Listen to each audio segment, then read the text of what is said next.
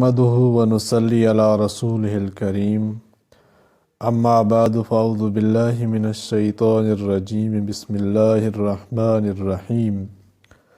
ونقلب أفئدتهم وأبصارهم كما لم يؤمنوا به أول مرة ونذرهم في طغيانهم يعمهون،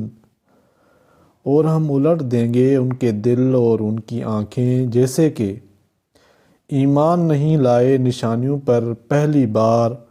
اور ہم چھوڑے رکھیں گے ان کو ان کی سرکشی میں بہکتے ہوئے۔ وَلَوْ أَنَّنَا نَزَّلْنَا إِلَيْهِمُ الْمَلَائِكَةَ وَكَلَّمَهُمُ الْمَوْتَى وَحَشَرْنَا عَلَيْهِمْ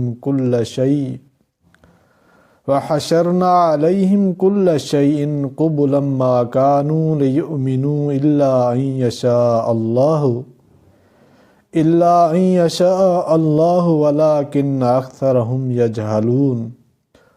اور اگر ہم اتاریں ان پر فرشتے اور باتیں کریں ان سے مردے اور زندہ کر دیں ہم ہر چیز کو ان کے سامنے، تو بھی یہ لوگ ہرگز ایمان لانے والے نہیں مگر یہ کہ چاہے اللہ، لیکن ان میں اکثر جاہل ہیں۔ اس آیت میں، آخری آیت میں وَلَوْ إِنَّنَا نَزَّلْنَا إِلَيْهِمْ اسی مضمون کا بیان ہے کہ اگر ہم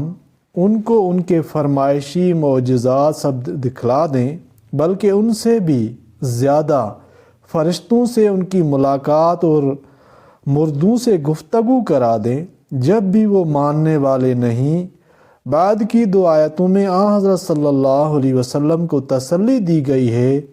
کہ یہ لوگ اگر آپ صلی اللہ علیہ وسلم سے عداوت کرتے ہیں تو کچھ تعجب کی بات نہیں، پچھلے تمام انبیاء کے بھی دشمن ہوتے چلے آئے ہیں، آپ صلی اللہ علیہ وسلم اس سے دلگیر نہ ہوں۔